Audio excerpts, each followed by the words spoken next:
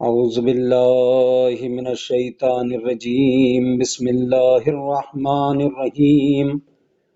الحمد لله رب العالمين والعاقبة للمتقين والجنة للمؤمنين والنار للعاصين الصلاة والسلام على أشرف الخلائق والمرسلين خاتم النبيين سيدنا ومولانا أبي القاسم محمد اللهم صل على وآله الطيبين الطاهرين المعصومين المظلومين ولعنة الله على أعدائهم أجمعين من يومنا إلى قيام يوم الدين أما بعد فقد قال الله تعالى في القرآن الحكيم بسم الله الرحمن الرحيم يا أيها الذين آمنوا اتقوا الله وكونوا مع الصادقين اللهم صل على محمد وآل محمد۔ دوستو بزرگو، آج کی یہ تاریخ یعنی 23 ذی القعدہ امام رضا علیہ السلام کی شہادت کی تاریخ ہے، اور اسی غرض سے ہم اپنے وقت کے امام کو ان کی جد کا پرسہ پیش کرتے ہیں۔ ماہ ذی القعدہ اسلامی کیلنڈر کا 11واں مہینہ ہے، اور اس مہینے کی اکثر مناسبتیں امام رضا سے متعلق ہیں۔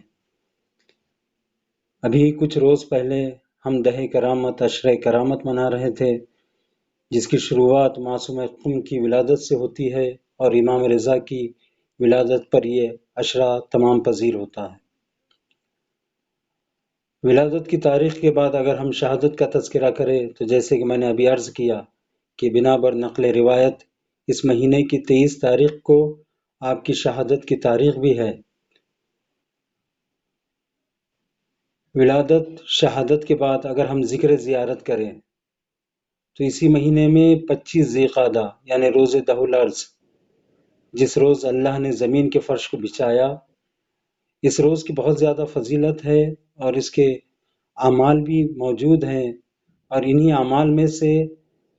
جس عمل کی سب سے زیادہ تاکید کی گئی ہے وہ ہے زیارت امام رضا علیہ السلام۔ یعنی اسی مہینے میں آپ کی ولادت کی تاریخ،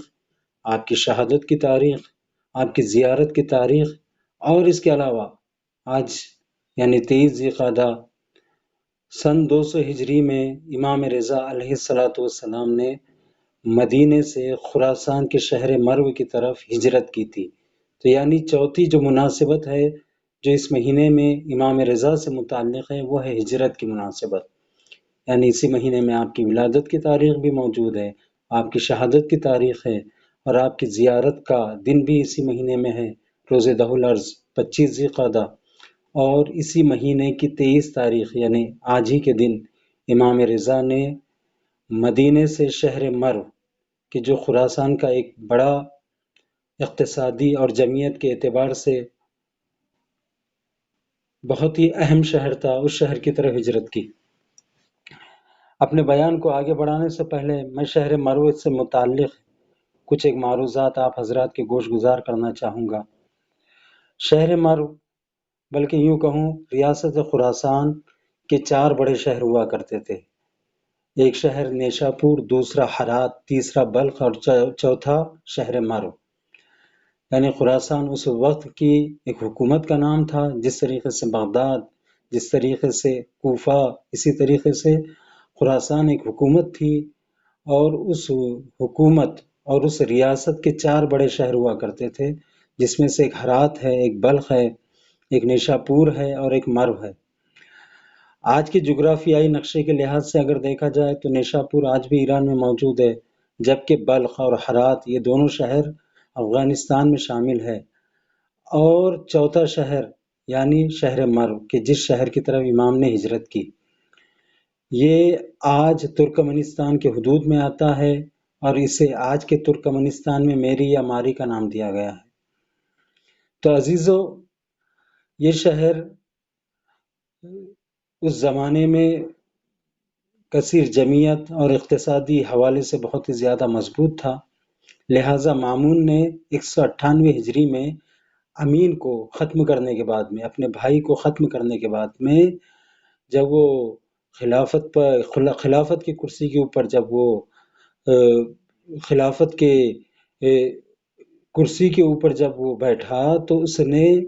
بغداد کو ترک کیا اور شہر مرو کا آباد کیا اور یہیں پر اپنے لیے دارالخلافہ مقرر کیا۔ اس شہر میں زیارت گاہ بھی ہے۔ اس زمانے میں امام رضا علیہ السلام یعنی 201 ہجری سے لے کے 203 ہجری تک امام رضا علیہ السلام اسی شہر مرو میں بطور ولی عہد عہدے پر فائز رہے اور اسی شہر میں تقریباً آپ نے اپنی زندگی کے 2 سے 3 سال گزارے۔ لہٰذا آپ کے مکان کی دیواریں آج بھی اس شہر کے اندر موجود ہے اور ترکمانستان کے لوگ اسے زیارت قدم گاہ امام رضا کے عنوان سے جانتے ہیں۔ امام کاظم علیہ السلام کی شہادت کے بعد خراسان میں عباسی حکومت کے خلاف آوازیں بلند ہونی شروع ہوئی تھی اور انہی آوازوں کو کچلنے کے لیے، انہی آوازوں کو دبانے کے لیے ہارون الرشید نے، مامون کے باپ نے، بغداد سے خراسان کی طرف سفر کا آغاز کیا اور سناباد، جسے آج ہم مشہد امام رضا کہتے ہیں، سناباد پہنچ کر وہ بیماری میں مبتلا ہوا اور واصل جہنم ہو گیا۔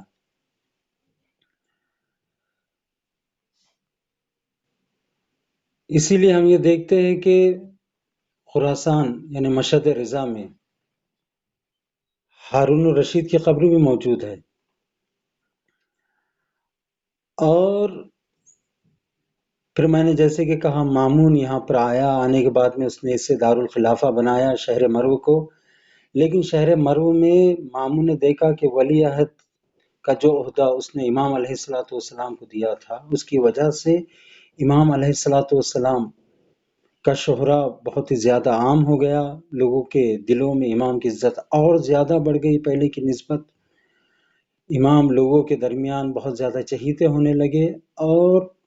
ہارون کا رتبہ، اس کی منزلت خلیفہ ہونے کے عنوان سے کم ہونے لگی اور اس نے اس چیز کو ملاحظہ کیا، لہٰذا اس نے پھر سے مرو کو ترک کر کے، شہر مرو کو چھوڑ کر بغداد میں واپسی کا ارادہ کیا۔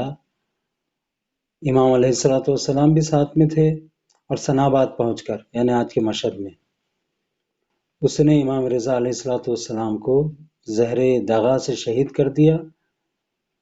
اور امام علی رضا علیہ السلام اس طریقے سے آپ کی قبر مشہد میں ہے۔ اس کا نام سناباد تھا، مشہد کیونکہ یہاں پر امام رضا علیہ السلام نے شہادت پائی، لہٰذا اسے مشہد کہا جاتا ہے۔ اور اسی شاہی آرام گاہ میں کہ جو اس زمانے میں بادشاہ کا کسی محل ہوا کرتا تھا جس کے اوپر ہارون نے قبضہ کیا تھا، وہیں پر ایک باغ تھا جس کے اندر ہارون الرشید دفن تھا۔ مامون نے لوگوں کی ملامتوں سے بچنے کے لیے، کیونکہ لوگ جان رہے تھے کہ امام کی شہادت میں ہارون کا ہاتھ ہے اور امام کے خون کا ذمہ ہارون کے سر ہے، لہٰذا لوگوں کی ملامت سے بچنے کے لیے ظاہری دکھاوا کرتے اس نے کہا کہ نہیں، میرے نزدیک امام اب بھی عزیز ہے، لہٰذا میں انہیں شاہی قبرستان میں دفن کروں گا۔ اور اس نے یہ چاہا کہ امام رضا علیہ السلام کو ہارون کی پایتی میں دفن کیا جائے، لیکن عین دفن کے وقت عجیب و غریب واقعات رونما ہوئے اور پھر مامون مجبور ہوا اور امام علیہ السلام کی پایتی میں آج مامون ہے۔ لہٰذا یہ تھی امام رضا علیہ السلام کے سفر کی مختصر سی وضاحت، جو کہ مدینے سے شروع ہوتا ہے سفر اور مشہد میں آ کر شہادت پر تمام ہو جاتا ہے۔ عزیزو، میں نے یہ چاہا کہ اس شہر مرو کے متعلق تھوڑی سی وضاحت کروں، تو یہ تھی وضاحت شہر مرو کے متعلق۔ امام علیہ السلام 201 ہجری سے 203 ہجری تک بطور ولی عہد شہر مرو کے، جو آج کے ترکمانستان میں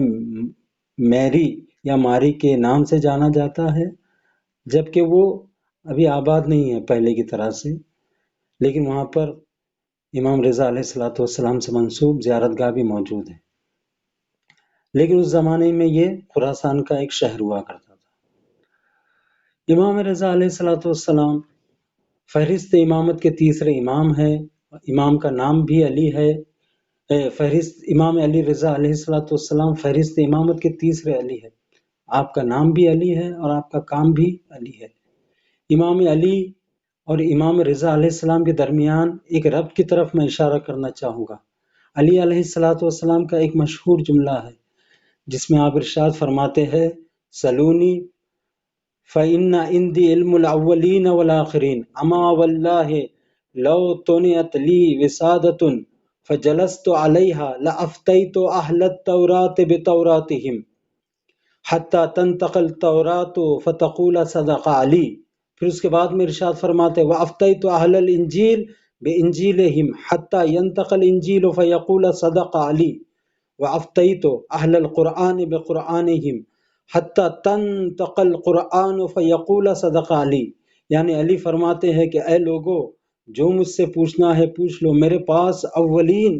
اور آخرین کا علم موجود ہے۔ خدا کی قسم اگر میرے لیے مسند قضاوت بچھائی جائے اور تمام مذاہب و ادیان ملل و نحل سے تعلق رکھنے والے افراد اپنے اپنے معاملات کو لے کر آئے تو میں علی ان کے ہر سوال کا جواب ان کی کتابوں سے دوں گا۔ اگر کلیمی یہودی آئے گے تو میں اسے توریت سے انصاف دوں گا۔ اس طرح کہ خود توریت پکار اٹھے گی کہ جو حق تھا وہ ادا ہو گیا، علی تمہارا فیصلہ درست ہے، علی تمہارا فیصلہ صحیح ہے۔ اگر نصارہ اور عیسائی اپنے مسائل کو لے کر میرے پاس آئے تو میں انہیں انجیل سے انصاف دلاؤں گا، اس طرح کہ خود کتاب انجیل بول اٹھے گی کہ جو حق انصاف تھا، جو حق فیصلہ تھا وہ ادا ہو گیا، علی تمہارا فیصلہ درست و صحیح ہے۔ اسی طرح اگر اہل قرآن میرے پاس اپنے قضیے لے کر آئیں تو میں ان کے درمیان قرآن سے فیصلہ سناؤں گا، اس طرح کہ خود کتاب خدا قرآن مجید کہے گی کہ جو حق انصاف تھا وہ ادا ہو گیا، علی کا فیصلہ درست ہے۔ یعنی کسی بھی مذہب و ملت ملل و نحل سے تعلق رکھنے والا آئے گا، علی اسے انصاف دے گا، اس کے حق میں حق انصاف کو ادا کرے گا۔ یہ تھی علی کی خواہش کہ جس کا اظہار امام علی نے اپنے اس کلام میں کیا۔ ہر چند کوفے میں علی مسند قضاوت پر بیٹھے، علی نے مسند قضاوت بچھائی، علی نے فیصلے سنائے، مگر جو موقعیت امام رضا کی تھی اور جس طرح کا زمینہ امام رضا کے لیے فراہم ہوا تھا وہ قدر مختلف تھا جسے اس سے پہلے کسی امام کے دور میں نہیں دیکھا گیا تھا، کیونکہ مامون اپنے دربار میں شاہی تعارفات کو ملحوظ رکھتے ہوئے علمی کلامی نشستوں اور مجلسوں کا انعقاد کرتا تھا اور مختلف ادیان و مذاہب کے جید علماء کو مدعو کرتا تھا تاکہ وہ امام سے سوال کرے اور امام ان مختلف عقائد کے تعلق رکھنے والے لوگوں کو جواب دیتے۔ اس طرح ہر دین و مذہب ملل و نحل کے لوگ امام علیہ السلام سے جواب پاتے۔ تو مجھے کہنے دیجئے وہ جو خواہش کے جس کا اظہار امام علی نے کیا تھا اس پر عمل کر کے امام رضا نے بتایا اور بتا دیا کہ دیکھو جس چیز کا دعویٰ میرے دادا نے کیا تھا آج پوتا اسے پورا کر رہا ہے، کیونکہ کل میرے دادا کے سامنے اس طرح کے مسائل کی فراہمی نہیں تھی، مگر اب جب کہ میرے زمانے میں یہ تمام مسائل فراہم ہے تو میں علی کا پوتا علی کے اس قول کو پورا کر رہا ہوں تاکہ زمانہ جان جائے کہ اس گھرانے کا اول و اوسط و آخر سب محمد ہے، سب کے سب علی ہے۔ تو جیسے حالات زمانے کے سامنے آتے رہے اسی طریقے سے آل محمد کے گھرانے کے یہ افراد عمل کر کے دنیا کو بتاتے رہے۔ انہی علمی اور کلامی نشستوں کی وجہ سے آپ امام رضا علیہ السلام کو عالم آل محمد کے عنوان سے پہچانا جانے لگا اور آپ کا لقب عالم آل محمد ہوا۔ ویسے تو ہر امام عالم آل محمد ہے، مگر اختصاص کے ساتھ موقعیت زمانہ کی وجہ سے امام رضا کے دور میں ایسے حالات رونما ہوئے جس سے امام علیہ السلام نے استفادہ کیا اور لوگوں کے درمیان میں علم آل محمد کو نشر کیا۔ عزیزو دیکھا جائے تو ہر امام کو ہم ان کی کسی خاص اور اہم خصوصیت کی وجہ سے پہچانتے ہیں۔ وہ اس طرح سے کہ جب بھی ہم اماموں میں سے کسی امام کا نام لیتے ہیں فوراً اس امام کی کوئی ایک خصوصیت یا ان کا کوئی ایک لقب ہمارے ذہن کے اوپر نقش ہو جاتا ہے. مثلاً اگر ہم امام علی کا نام لیتے ہیں تو ہمارے ذہن کے اوپر جو نقش ابھر کے آتا ہے مشکل کشا. اسی طریقے سے امام حسن کا نام لبوں پر آتے ہی کرامت، امام حسین کا نام زبان پر آتے ہی شہادت، اسی طریقے سے امام سجاد کا نام زبان پر آتے ہی دعا، اسی طریقے سے امام باقر علیہ الصلوۃ والسلام کا نام لبوں پر آتے ہی علم، امام صادق علیہ الصلوۃ والسلام کا نام لبوں پر آتے ہی صادق آل محمد، امام کاظم علیہ الصلوۃ والسلام کا نام لبوں پر آتے ہی باب الحوائج. تو یہ خصوصیات اور القابات ہمارے ذہنوں میں اس طریقے سے ابھرتے جاتے ہیں. اسی لحاظ سے اگر ہم امام رضا کا نام اپنی زبان پر جاری کرتے ہیں تو امام رضا کی کچھ ایک خصوصیت، کچھ ایک آپ کے القاب ہمارے ذہن میں فوراً نقش ہوتے ہیں اور ابھر آتے ہیں، جن میں سے آپ کے مشہور ترین جو القاب ہیں اور جو آپ کی مشہور ترین خصوصیات ہیں ان میں سے عالم آل محمد، شاہ خراسان، غریب طوس، سلطان العرب والعجم، امام رضا، امام رؤوف ہے. لیکن ان تمام تر خصوصیت و القابات کی اہمیت و خصوصیت اپنی جگہ. میں یہ چاہتا ہوں کہ آج اپنے اس بیان میں امام رضا کی اس خصوصیت کے متعلق گفتگو کروں کہ جو کہ امام علی رضا علیہ الصلوۃ والسلام کی اہم ترین خصوصیت تھی، بلکہ یہی صفت آپ کی ماموریت بھی تھی. اور اس خصوصیت کا حق یہ ہے کہ جیسے ہی ہمارے لبوں پر امام رضا کا نام آئے اس وقت یہی خصوصیت ہمارے ذہنوں میں نقش کر کے ابھرے. اور یہی اس خصوصیت کا حق بھی ہے، ایسی خصوصیت کہ جس کو امام رضا علیہ الصلوۃ والسلام بطور امام و ولی خدا زندگی بھر انجام دیتے رہے. انشاءاللہ آج ہم آپ کی زندگی میں اسی خصوصیت کو تلاشنے کی کوشش کریں گے تاکہ اس کے ذریعے ہم امام رضا کی معرفت اور آپ کی حیات طیبہ کے حالات سے بخوبی واقف ہو سکے. گرچہ ولی عہدی کی زندگی کا استثنائی پہلو آپ کی زندگی میں رہا جو کہ دیگر ائمہ کی زندگی میں دیکھنے نہیں ملتا، اسی طریقے سے آپ کا سیاست میں دخل حاصل کر لینا یہ بھی آپ کی ایک استثنائیت ہے. مگر ان تمام تر خصوصیت، ولی عہدی، سیاست میں دخل، یہ ساری خصوصیت اپنی جگہ، مگر وہ خصوصیت جس کو امام رضا ساری زندگی انجام دیتے رہے وہ کیا ہے؟ وہ خصوصیت ہے، غور سے ملاحظہ فرمائے، وہ خصوصیت ہے امام رضا کا صراحت و وضاحت کے ساتھ میں، امام رضا کا صراحت و وضاحت کے ساتھ میں پیغام امامت و ولایت کو لوگوں کے درمیان میں پہنچانا. امام علیہ الصلوۃ والسلام نے اپنی زندگی میں جس طریقے سے شجاعت، صراحت کے ساتھ میں تبلیغ امر امامت اور تبلیغ امر ولایت کو انجام دیا ہے، لوگوں کو امامت و ولایت سے باخبر کیا ہے، بلکہ اس طریقے سے آشنائی کروائی جس طریقے سے دو دو چار ہوتے ہیں، یعنی بالکل سہل طریقے سے، قدر سہل انداز میں، صراحت کے ساتھ میں، وضاحت کے ساتھ میں ولایت کی تبلیغ فرماتے رہے. میں پھر اس بات کو دہرا دوں کہ یہ صراحت اور شجاعت امام رضا علیہ الصلوۃ والسلام کے دور میں جو آپ کو مہیا ہوئی، یہ فرصت جو امام رضا علیہ الصلوۃ والسلام کو تبلیغ امر امامت کی ملی، اس فرصت اور اس موقع کے پیچھے گزشتہ 7 اماموں کی محنت کار فرما ہے، جس کے نتیجے میں اب یہ موقع امام رضا علیہ الصلوۃ والسلام کو مل رہا ہے کہ آپ تبلیغ ولایت و امامت کو اور امر امامت کو اور امر ولایت کو لوگوں کے سامنے بطور خوبی انجام دے رہے ہیں. عزیزو، تو صراحت اور شجاعت اور وضاحت کے ساتھ میں امر امامت کو لوگوں تک پہنچانا یہ امام رضا علیہ الصلوۃ والسلام کی اہم ترین خصوصیتوں میں سے خصوصیت ہے. گرچہ ہم دور کی بات کریں، یہ کیسے ممکن ہوا کہ امام رضا علیہ الصلوۃ والسلام آسانی کے ساتھ میں امر امامت و ولایت کو پہنچا رہے ہیں؟ اگر ہم دور کی بات کریں، امام جس دور میں زندگی گزار رہے ہیں وہ دور بھی کچھ کم مشکل دور نہیں ہے، کیونکہ جس دور میں امام علیہ الصلوۃ والسلام منصب امامت پر فائز ہوئے وہ دور تھا بنی عباس کے سب سے طاقتور اور سب سے ظالم ترین بادشاہ ہارون الرشید کا زمانہ، کہ جس نے ابھی امام رضا کے والد بزرگوار امام کاظم علیہ الصلوۃ والسلام کو زہر کے ذریعے سے شہید کیا ہے. ابھی شہادت کو کچھ عرصہ بھی نہیں گزرا ہے اور امام وسیع پیمانے کے اوپر بغیر کسی دریغ کے، بغیر کسی ڈر و خوف کے، ہارون کا کوئی خوف نہیں ہے،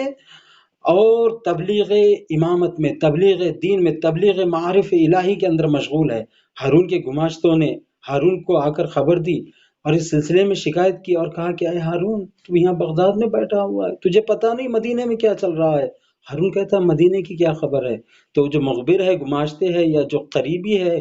ہارون کے، وہ کہتے ہیں کہ مدینے میں امام علی رضا علنی طور پر تبلیغ میں مصروف ہے اور امر ولایت و امامت کو آشکارا بیان فرما رہے ہیں، اور لوگ ان کے گرد و نواح میں دیوانہ وار جمع ہو رہے ہیں۔ ہارون جس کے ہاتھ قتل امام کاظم میں ملوث ہے اور لوگوں کی نفرین و لعن کا نشانہ قرار پا چکا ہے، ساتھ ہی وہ لوگوں سے روبرو ہونے کی طاقت بھی نہیں رکھتا، جواب میں فرماتا ہے کہ میرے لیے امام کاظم کا خون بس ہے، اب میں خاندان نبوت کی کسی فرد سے کوئی سروکار نہیں رکھنا چاہتا۔ عزیزان گرامی،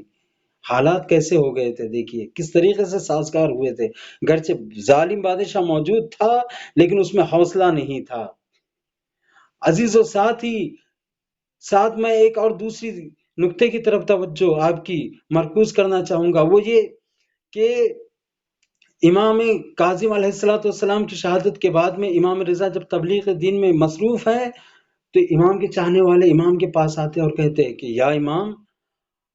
آپ کو خوف نہیں ہوتا؟ آپ کو ہراس نہیں ہوتی؟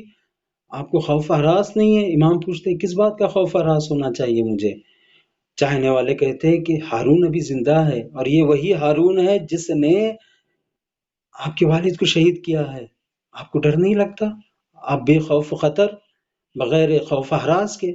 راحت آسانی کے ساتھ میں تبلیغ میں مصروف ہے۔ عزیزان گرامی، امام علیہ السلام نے جیسے ہی چاہنے والوں کے سوال کو سنا، اس پر امام رضا نے رسول اسلام کے قول سے استفادہ کرتے ہوئے جواباً عرض کیا، فرماتے ہیں کہ جس طریقے سے نبی اکرم نے ارشاد فرمایا تھا کہ اگر ابو جہل میرے سر کے ایک بال کو بھی نقصان پہنچا پائے تو سمجھ لو میں تمہارا رسول نہیں ہوں، اسی طریقے سے اے لوگو، میں تم سے کہتا ہوں ان اخذ ہارون من راسی شعرتن فاشہدوا انی لست بامام، تو میں بھی تم سے کہتا ہوں کہ جان لو کہ اگر ہارون ملعون بھی میرے سر کے ایک بال کو نقصان پہنچا پائے تو سمجھ لو کہ میں بھی تمہارا امام نہیں ہوں۔ لہٰذا جس طریقے سے پیغمبر بغیر ترس ہراس کے مشغول تبلیغ رہے، اسی طریقے سے امام نے بغیر خوف ہراس کے تبلیغ کی، کیونکہ امام جانتے ہیں کہ یہ ظالم بادشاہ تو ہیں لیکن ان کے بس کا بھی روگ نہیں ہے کہ وہ آئے اور آنے کے بعد میں خاندان نبوت و عصمت و طہارت سے دو ہاتھ کر سکے۔ عزیزان گرامی، یہاں تک کہ جب ہارون ملعون واصل جہنم ہوا اور مامون اس کا جانشین مقرر ہوا، اس نے ظاہری طور پر امام کو عزت و اکرام بخشا اور جبرن ولی عہدی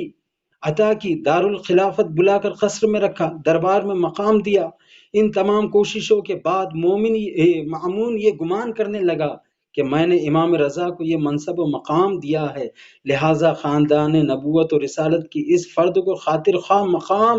دے کر میں نے حق ادا کر دیا۔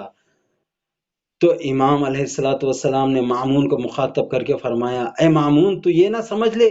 کہ تو نے یہ جو کچھ حکومتی تعارفات میرے لیے مہیا کیے ہے تو کوئی بڑا کام کر دیا ہے، بلکہ اب حقیقت سن، اور وہ یہ ہے کہ میں علی رضا مدینے میں اپنی سواری پہ خود سوار ہوتا تھا، مگر جب میں کاغذ کے ٹکڑے پر کوئی حکم یا امر تحریر کرتا تھا تو عالم مغرب سے لے کر عالم مشرق تک ساری دنیا میرے اس حکم کی اطاعت میں مشغول ہو جاتی تھی۔ گویا امام بتانا چاہ رہے ہیں کہ تو یہ مت سمجھ کہ تو مجھے مقام دے رہا ہے، تو مجھے ولی عہدی کا منصب دیتا یا نہ دیتا، میں پہلے سے ہی لوگوں کے دلوں کے اوپر حکمران اور حاکم کی حیثیت رکھتا ہوں۔ یعنی امام نے صراحت کے ساتھ بیان کر دیا کہ تو یہ مت سمجھ لے کہ تو مجھے حکومت دے رہا ہے، بلکہ میری حکومت لوگوں کے دلوں پر ہے، جو تیری اس عطا کردہ ولی عہدی سے ہزارہ گنا بہتر ہے۔ یہاں سے مامون کی بیچارگی کا بھی اندازہ کیا جا سکتا ہے کہ اس نے ولی عہدی جبرن کیوں عطا کی تھی۔ مامون کی کیفیت مرتا کیا نہ کرتا والی ہو گئی تھی،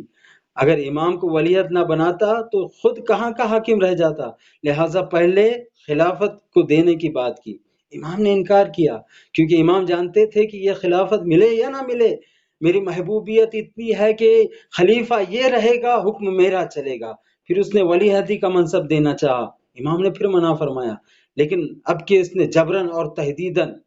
امام علیہ الصلوۃ والسلام کو جبری طریقے سے ولی عہدی عطا کیا اور امام نے اسے قبول کر لیا، اور امام نے اس منصب کو قبول فرمایا۔ ولایت عہدی کا منصب دینا یہ احترام خاندان اہل بیت، ولایت عہدی کا منصب دینا یہ احترام خاندان اہل بیت کے لیے نہیں تھا، بلکہ وہ اس سے اپنی محبوبیت کو بڑھانا چاہتا تھا، اور امام کو سیاست میں داخل کر کے امام کی محبوبیت کو ختم کرنا چاہتا تھا، یعنی امام کے ذریعے اپنے لیے عزت بنانا چاہتا تھا، اور کسی طریقے سے امام کے احترام میں کمی واقع کرنے کی کوشش کر رہا تھا۔ لہٰذا اس نے کیا کیا، امام علیہ الصلوۃ والسلام مرو میں آتے ہیں، خراسان کے شہر مرو میں آتے ہیں، اور یہ دربار سجاتا ہے۔ کیسا دربار؟ دربار کے اندر مختلف مذاہب کے مجے ہوئے علماء موجود ہوتے ہیں، اور جو اپنے عقائد کے اعتبار سے امام علیہ الصلوۃ والسلام سے سوال کرتے ہیں، اور مامون انہیں اکساتا ہے کہ کوئی اس طریقے کا سوال کرو کہ جس کا جواب دینے سے امام علی رضا قاصر رہے۔ عزیزان گرامی، لیکن وہ نہیں جانتا تھا کہ علم امامت کوئی اور چیز ہے۔ امام ان تمام علماء کے علمی و کلامی سوالات کا جواب دیتے رہے، ساتھ ہی ساتھ دربار مامون کو بہترین فرصت میں تبدیل کر کے باب امامت و ولایت میں وہ معارف و مطالب بیان کیے کہ جس کے ذریعے سے امامت اور ولایت کے باب میں تبلیغ ہوتی رہی۔ اس طرح ہر نشست کے بعد لوگوں میں امامت اور ولایت کے عقیدے کو لے کر پختگی بڑھتی رہی، اور امام کی مقبولیت میں اضافہ ہوتا رہا، اور مامون کی فضیلت ہونے لگی۔ اسی ننگوار ذلت و رسوائی کی تاب نہ لا کر بالآخر مامون نے فیصلہ یہ کیا، کیونکہ وہ مرو کے اندر تو امام کو زہر نہیں دے سکتا تھا، کیونکہ اس قدر مقبولیت تھی، لہٰذا سفر کے دوران اس نے امام علیہ الصلوۃ والسلام کو سنا آباد میں آج کے مشہد کے اندر زہر دغا سے شہید کیا۔ تو عزیزان گرامی، امام علی رضا علیہ الصلوۃ والسلام نے کس طریقے سے، چاہے وہ ہارون کا زمانہ ہو یا مامون کا زمانہ ہو، کوئی بھی زمانہ ہو، دریغ نہیں کیا۔ کس چیز سے دریغ نہیں کیا؟ تبلیغ ولایت و امامت سے۔ آپ علیہ الصلوۃ والسلام کے زندگی کے شرائط اس قدر مناسب اور سازگار ہوتے چلے گئے کہ اب امام علیہ الصلوۃ والسلام غدیر کی ترویج کر رہے ہیں۔ جی، امام علیہ الصلوۃ والسلام سے غدیر کے متعلق ہم حدیثیں سنتے ہیں، اور اس کے علاوہ ایک اور حدیث جس کے لیے اکثر علماء سے جس حدیث کو ہم سنتے ہیں، اور وہ حدیث ہے حدیث سلسلۃ الذہب، یعنی سنہری سلسلے والی حدیث۔ ہم اور آپ اگر اس وقت نیشاپور میں امام رضا علیہ الصلوۃ والسلام کی آمد کے تمام مناظر کو ذہن میں لائے اور فکر کرے تو ہمیں پتہ چلے گا کہ کس قدر امام نے وقت اور حالات کو مد نظر رکھتے ہوئے حدیث سلسلۃ الذہب کو بیان فرمایا ہے۔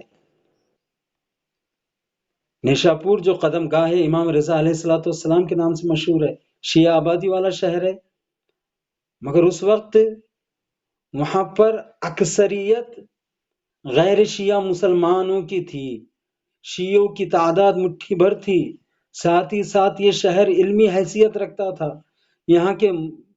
یہاں مسلمانوں کے بڑے بڑے جید علماء رہتے تھے اور مدارس قائم تھے، لہٰذا جب امام نے حدیث بیان فرمائی، بعض روایت کے مطابق 22,000 قلم نے ایک وقت میں اسے تحریر فرمایا۔ اس زمانے میں 22,000 ہاتھوں میں قلم ہونا کوئی معمولی بات نہیں ہے، یعنی پڑھا لکھا شہر تھا، علماء سے بھرا ہوا شہر تھا، اور یہ حدیث ہم شیعوں تک، یعنی حدیث سلسلۃ الذہب جو شیعوں تک پہنچی ہے، تو یہ اکثر اس حدیث کو بیان کرنے والے راوی سنی حضرات تھے، اور سنی راویوں سے یہ حدیث ہم تک پہنچی۔ تو آپ غور کریں، ہزاروں کا مجمع لگا ہوا ہے، سب کی ایک تمنا ہے کہ اے فرزند رسول، ہم زمانے رسول میں موجود نہیں تھے، لیکن ہم آج آپ کے چہرے کی زیارت کر کے رسول کے چہرے کا دیدار کرنا چاہتے ہیں، کیونکہ آپ خاندان رسالت کی فرد ہے، اور آپ کا چہرہ سب سے زیادہ رسول اللہ صلی اللہ علیہ وسلم سے مشابہ ہے، لہٰذا اپنے چہرے کی زیارت کرا دیجئے تاکہ ہم رسول سے سب سے زیادہ مشابہ چہرے کی زیارت کر سکے۔ یعنی یہاں تقاضا لوگوں کا رسول کی وجہ سے کیا جا رہا تھا، مگر امام بتانا چاہ رہے تھے کہ تم مجھے اہمیت رسول کی وجہ سے دینا چاہ رہے ہو، لیکن میں تمہارے سامنے اب وہ بیان نقل کروں گا کہ جو خدا کے ذریعے سے بیان ہو رہا ہے۔ یعنی تم یہ سمجھ رہے ہو کہ ہمیں جو احترام ہے وہ خاندان رسالت کی وجہ سے ہے، خاندان رسالت کی وجہ سے احترام اپنی جگہ، لیکن یہ بات سمجھ لو کہ ہمارے پاس میں جو عہدہ ہے وہ عہدہ امامت ہے، اور اس کا ربط سیدھے خدا سے ہے۔ اور امام علی رضا علیہ السلام سے تقاضا ہو رہا ہے کہ چہرے کو دکھائیے، مگر امام علیہ السلام کو ولایت کا پیغام بھی پہنچانا ہے اور فرزند رسول ہونے کا تقاضا بھی پورا کرنا ہے۔ دوسری خواہش لوگوں کی ہے کہ اے فرزند رسول کوئی کلام رسول سنا دیجئے، یہ بھی خواہش رسول کی بنا پر ہے کہ رسول کا کلام سنا دیجئے، لیکن امام علی رضا علیہ السلام رسول کا کلام تو سنا رہے ہیں، لیکن اس کلام کے اندر جو جو نام گنا رہے ہیں، بتا رہے ہیں کہ یہ کلام اگر رسول کا ہے تو یہ کلام علی کا بھی ہے، اگر یہ کلام علی کا آتا ہے یہ کلام حسن کا بھی ہے، اگر یہ کلام حسن کا ہے تو یہ کلام حسین کا بھی ہے، اور یہ قول اگر حسین کا ہے تو یہ قول سجاد کا بھی ہے، اور اسی طریقے سے امام کاظم کا، اور یہی قول میرا ہے، اور یہ تمام جو قول ہے ہم اماموں سے جو ہو کے لوگوں تک پہنچ رہے ہیں، یہ قول خدا کا ہے، اور تو ہم سے رسول کی حدیث سننے کے لیے آیا تھا۔ رسول بھی خدا کا پیغام سناتے ہیں، ہم بھی خدا کا پیغام سناتے ہیں۔ یعنی کیا یہ اشارہ تھا ان اکثریت غیر شیعہ مسلمانوں کو کہ دیکھو صرف رسول کی حد تک آ کے نہ رک جانا، بلکہ سلسلہ آگے بھی ہے، اگر تم یہ چاہتے ہو۔ اور آگے میں حدیث بیان کروں گا کہ جس میں امامت اور ولایت کو امام نے کون سے درجے پر بتایا، اور بتایا کہ امام اور امامت کا کیا درجہ ہے، اور اس کی کیا صفات ہے، اور اس کی کیا منزلت ہے۔ عزیزو، امام کی سواری رکتی ہے، حودج کا پردہ اٹھتا ہے، اور امام فرماتے ہیں مجھ سے میرے والد نے، ان سے ان کے والد نے، اسی طریقے سے یہ سلسلہ امام علی سے ہوتا ہوا، رسول سے ہوتا ہوا خدا تک، امام اس سلسلے کو گناتے اور فرماتے ہیں کہ خدا فرماتا ہے کلمۃ لا الہ الا اللہ حسنی فمن دخل حسنی امن من عذابی، کہ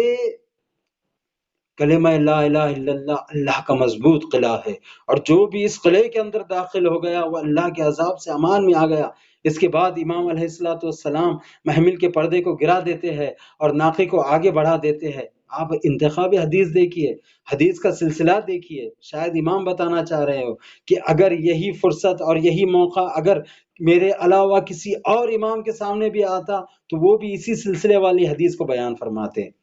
جو موقعیت مجھے ملی اگر وہ میرے بابا کو ملتی، وہ میرے دادا کو ملتی، تو وہ بھی اسی حدیث کو بیان فرماتے۔ تو عزیزان گرامی، اب آپ حضرات اس منظر کو ذہن میں لائیے کہ کس طریقے سے لوگ بے چین ہو گئے ہوں گے، کیونکہ امام نے جو حدیث بیان فرمائی ہے اسی حدیث کے مفہوم سے ملتی ہوئی دیگر احادیث بھی موجود ہے۔ عام لوگوں کے ذہن میں وہ مشہور زمانہ حدیث بھی موجود ہے کہ جو خود رسول کا نعرہ تھا، رسول کا شعار تھا۔ رسول کا شعار کیا تھا؟ قولوا لا الہ الا اللہ تفلحوا، لا الہ الا اللہ کہہ دو تاکہ تم فلاح پا جاؤ۔ اور امام رضا جو کہہ رہے ہیں کہ کلمۃ لا الہ الا اللہ حسنی، تقریباً اس حدیث کا مفہوم بھی اسی سے ملتا جلتا ہے۔ اور جبکہ قولوا لا الہ الا اللہ تفلحوا یہ عام لوگوں تک بھی رسول کا پیغام پہنچ چکا تھا، اور جبکہ وہاں پر خواص اور علماء کی اکثریت تھی اور تقاضا بھی علماء نے کیا تھا، ایسے میں اس طرح کی حدیث کا بیان کرنا اور آگے بڑھ جانا امام کا لوگوں کو بے چین کر رہا تھا۔ لوگ بے چین ہو رہے تھے اور یہ سمجھ رہے تھے کہ حدیث میں آگے اور امام کو کچھ ارشاد فرمانا چاہیے تھا، مگر امام نے اپنی سواری کو آگے بڑھا دی۔ لوگوں کی نگرانی پریشانی میں اضافہ ہوتا چلا جا رہا ہے۔ اب کیا امام نے دیکھا کہ اب تشنگی اپنے عروج پہ ہے، سواری کو روکتے ہیں، اور روکنے کے بعد میں پھر سے محمل کے پردے کو اٹھاتے ہیں اور فرماتے ہیں لیکن بشروطہا وانا من شروطہا، مگر اس قلعے میں داخلے کی شرطیں ہیں اور ان میں ایک شرط میں ہوں۔ دیکھا کس آسانی کے ساتھ میں، کس سہل انداز میں امام نے امر امامت کی تاکید کر دی۔ کہا کہ اگر قلعہ لا الہ الا اللہ میں داخل ہونا ہے تو تمہیں شرطوں کو ماننا پڑے گا، اور ان شرطوں کے اندر سے ایک شرط میں ہوں، یعنی ایک شرط امامت ہے، اور اسی امامت کی میں ایک کڑی ہوں۔ تو عزیزان گرامی، اس طریقے سے راحت کے ساتھ میں، آسانی کے ساتھ میں امر ولایت کو لوگوں تک پہنچا دیا۔ بلکہ میں کہوں گا ہاتھوں کو جوڑ کر کے مولا یہ مجمع غیر شیعہ مسلمانوں کا ہے، شہر بھی آپ کے لیے غریب ہے، عوام بھی غیر مانوس ہے، نہ یہ مدینہ ہے نہ یہ مکہ نہ یہ کوفہ ہے اور نہ ہی کوئی آپ کا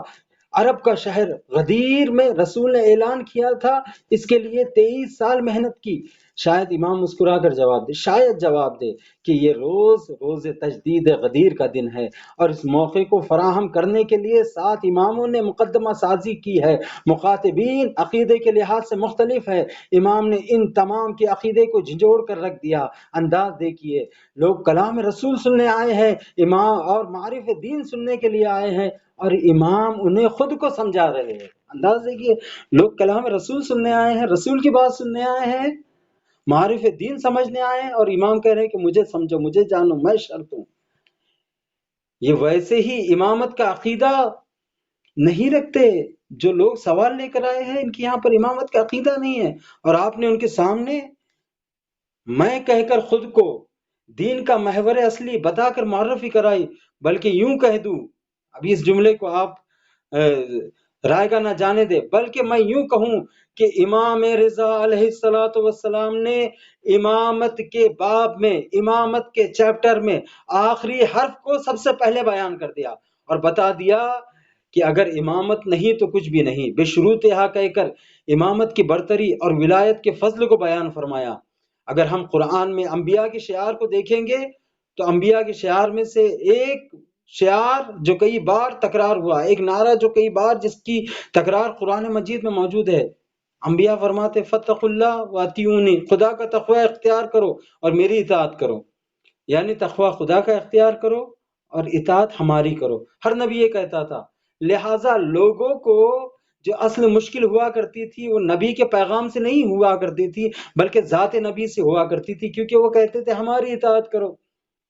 پیغام تو سننے میں ان کے لیے کوئی بھی حرج نہیں تھا۔ نوح کی قوم کہتی ہے ما ھذا الا بشر مثلکم یرید ان یتفضل علیکم، یعنی نوح کی قوم کی بھی مشکل یہی ہے کہ وہ فضل نبوت سے تکلیف پا رہی ہے۔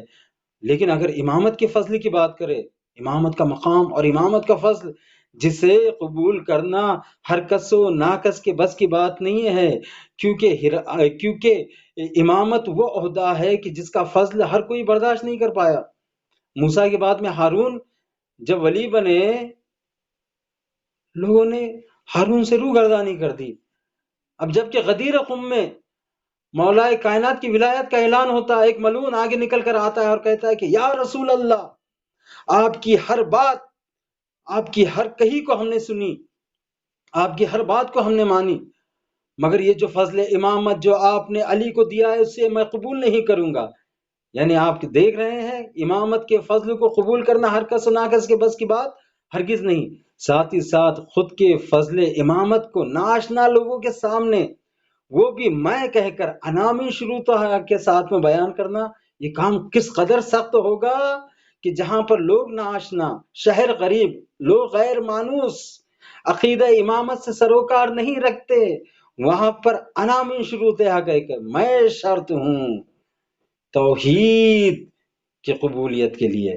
توحید کے قلعے میں داخل ہونے کے لیے۔ مگر آپ نے امر ولایت کی تبلیغ بالکل سہل انداز میں اس طریقے سے کی کہ لوگوں تک پیغام امامت پہنچ گیا اور بغیر جھجک کے مخالف عقیدہ لوگوں کے سامنے صراحت اور وضاحت کے ساتھ میں، شجاعت و اعتماد کے ساتھ میں امامت کو پہنچنوایا اور پیغام امامت کو پہنچایا اور خود کی معرفی کرائی۔ تو عزیز و دوستو، دیکھا آپ نے کہ کس طریقے سے امام رضا علیہ السلام کے سامنے جو موقع ملا، چاہے وہ ہارون کا زمانہ ہو، مامون کا زمانہ ہو، اپنی حیثیت کو بتایا۔ وہاں بھی بتایا کہ اگر رسول جس طریقے سے کہہ رہے ہیں کہ ابو جہل اگر میرے سر کے ایک بال کو نقصان پہنچا سکے، یہ جملہ یہ کہہ رہے ہیں۔ پھر جب مامون یہ سوچ رہا ہے کہ میں نے عزت دی، امام کہتے ہیں کہ نہیں، میں مدینے میں تھا تو میرا حکم اس سے تجھ سے تب بھی زیادہ تھا جو تو یہ سمجھ رہا ہے کہ ولی عہد بننے کے بعد میں مجھے ملا۔ اور جب لوگوں کا مسئلہ آیا، جب غدیر کا مسئلہ آیا تو غدیر کے پیغام کو پہنچایا، اور جب غیر امامی عقیدہ کے لوگ آپ کے سامنے آئے تو ان کے سامنے بھی آپ نے وضاحت کے ساتھ میں، صراحت کے ساتھ میں بیان امامت کو آسانی کے ساتھ، سہل انداز کے ساتھ میں پہنچا دیا۔ اور آخر میں آپ کے سامنے امام رضا علیہ الصلوۃ والسلام کے وہ مشہور و معروف حدیث کے کچھ حصے کو بیان کرنا چاہتا ہوں کہ جو شاید زیارت جامع کبیرہ کے بعد ایسی کم نظیر حدیث ہو کہ جس میں امامت کے معارف کو اور ولایت کے امر کو اس قدر مفصل اور وضاحت کے ساتھ میں بیان کیا گیا ہے۔ اس طولانی حدیث کے کچھ حصے آپ لوگوں کے سامنے میں رکھنا چاہوں گا۔ حدیث یوں ہے کہ عبدالعزیز بن مسلم، یہ اس حدیث کا راوی کہتا ہے، اور عیون اخبار الرضا کے اندر شیخ صدوق نے اس حدیث کو نقل کیا ہے، اور اس کے علاوہ اور کتابوں کے اندر بھی یہ حدیث درج ہوئی ہے۔ حدیث مفصل ہے۔ عبدالعزیز بن مسلم کہتا ہے کہ میں امام رضا علیہ الصلوۃ والسلام کے ساتھ میں جمعہ کے روز شہر مرو کی جامع مسجد میں موجود تھا۔ میں نے امامت سے متعلق لوگوں کے اختلافات کو بیان کیا، کیونکہ اس زمانے کی ہوا عجیب و غریب تھی، واقفیہ فرقہ ایجاد ہو چکا تھا۔ اس کے علاوہ لوگ امامت سے ناواقفیت ہونے کی وجہ سے مختلف سوالات ایجاد کر رہے تھے۔ امام علیہ الصلوۃ والسلام نے جواب میں حدیث فرمائی جس میں امام ارشاد فرماتے ہیں کہ اے عبدالعزیز، لوگ نادان ہیں اور ان اختلافات کو ہوا دے رہے ہیں، کیونکہ نادانی کی بنا پر ہی وہ ان اختلافات کو ہوا دے رہے ہیں اور خود کو فریب بھی دے رہے ہیں۔ خدا نے اپنے آخری رسول پر دین کو کامل کر دیا اور قرآن جیسی عظیم کتاب عطا کی۔ پیغمبر نے بھی اپنے جانے سے پہلے تمام معالم دین کو بیان کیا اور علی کو لوگوں کے لیے پیشوا اور رہبر مقرر کیا۔ اور پھر اس کے بعد میں امام ارشاد فرماتے ہیں، یہ جو عہدہ عطا کیا ہے، یہ عہدہ وہ عہدہ ہے کہ جو ہرگز ظالمین تک نہیں پہنچ سکتا۔ اور پھر اس کے بعد میں امامت کی شان اور اس کی منزلت میں آپ جملے ارشاد فرماتے ہیں۔ دیکھیے کہ جملوں کے اندر کس قدر معارف موجود ہے کہ ان الامامت اجل و قدرہ و اعظم شانہ و اعلی مکانہ، قدر امامت سب سے برتر ہے، اس کی شان عظیم ہے، اس کی منزلت بلند ہے، اس کی گہرائی کو ہر کس و ناکس کی عقل و فکر درک نہیں کر سکتی۔ امامت ہرگز انتخاب اور رائے سے منسوب نہیں ہوتی ہے، بلکہ ان الامامت خص اللہ عز و جل بہ ابراہیم الخلیل بعد النبوت والخلہ، یہ وہ مقام ہے کہ جس سے خدا نے ابراہیم کو نبوت و خلت عطا کرنے کے بعد میں سب سے آخر میں عطا کیا۔ اور پھر ارشاد فرماتے ان الامام منزلۃ الانبیاء ہیا وارث الاوصیاء، امامت مقام انبیاء ہے، اوصیاء کی وراثت کا نام ہے۔ اور پھر آگے ادامہ دیتے ہوئے ارشاد فرماتے ہیں کہ ان الامامت خلافت اللہ و خلافت الرسول و مقام امیر المؤمنین و میراث الحسن والحسین، امامت اللہ کی خلافت ہے، خلافت رسول ہے، مقام علی ہے، حسن و حسین علیہ الصلوۃ والسلام کی میراث ہے۔ یعنی اگر امامت نہیں تو توحید نہیں، اگر امامت نہیں تو رسالت بھی نہیں۔ یعنی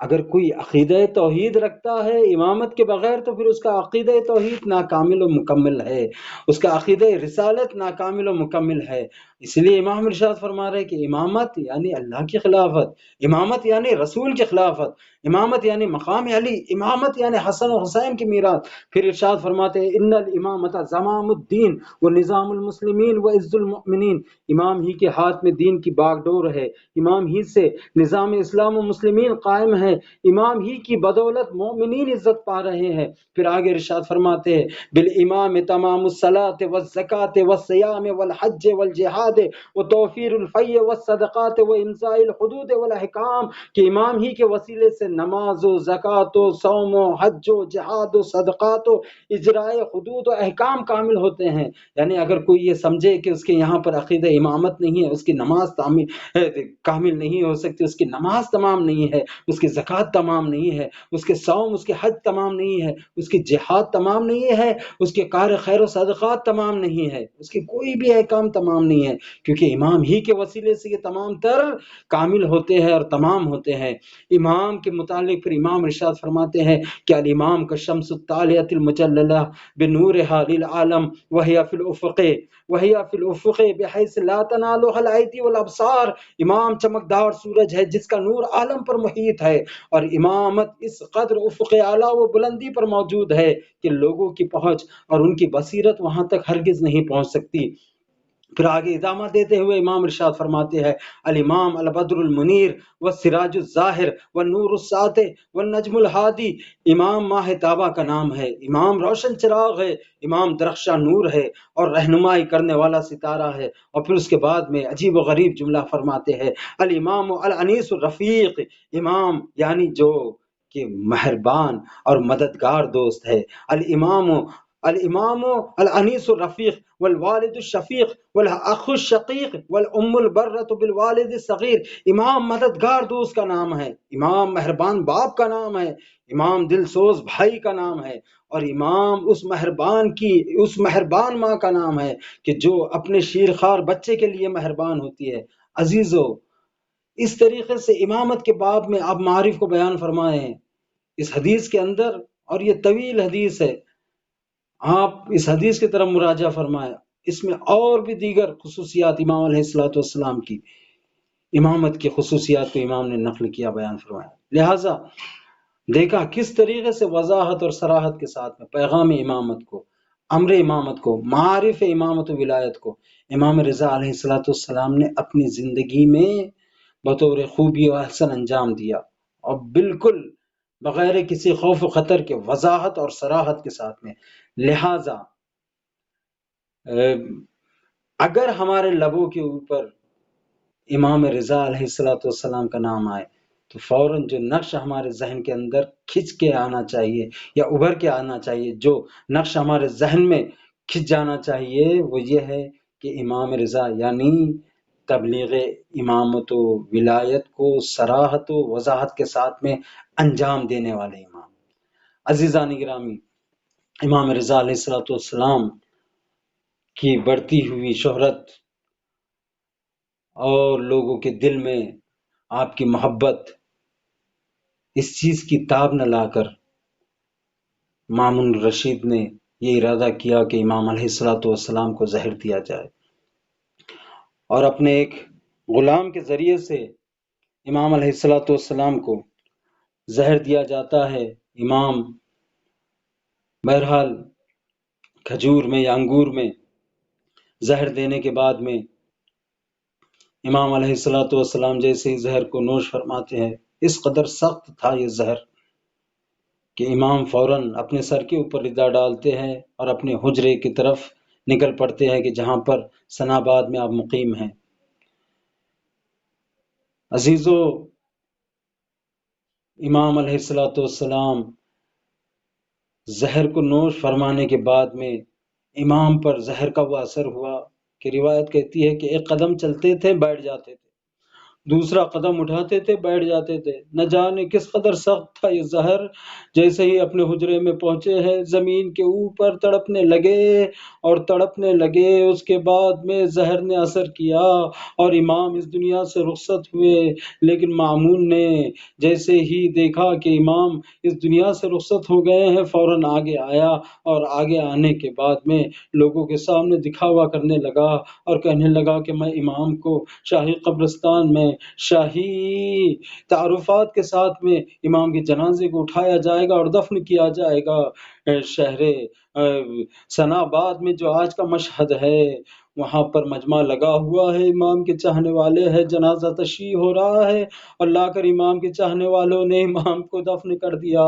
لیکن میں کہوں گا کہ امام آپ غربت میں ضرور شہید ہوئے، لیکن آپ کا جنازہ بڑے اہتمام سے اٹھایا گیا۔ لیکن آئیے آپ کے جد حسین مظلوم کو کربلا کے میدان میں دیکھیے کہ کس طریقے سے شہادت کے بعد بھی بجائے یہ کہ غسل کفن دیا جاتا، عمر سعد کہتا ہے کہ گھوڑے کی نالوں کو آمادہ کیا جائے، گھوڑے کی نالوں کو درست کیا جائے، لاشوں کے اوپر گھوڑوں کو دوڑانا ہے۔ جیسے ہی زینب نے آواز سنی، اپنے سر کو پیٹ لیا، آواز بلند کی، واہ علیہ واہ محمدہ واہ حسینہ، الا لعنۃ اللہ علی القوم الظالمین وسيعلم الذين ظلموا أي منقلب ينقلبون۔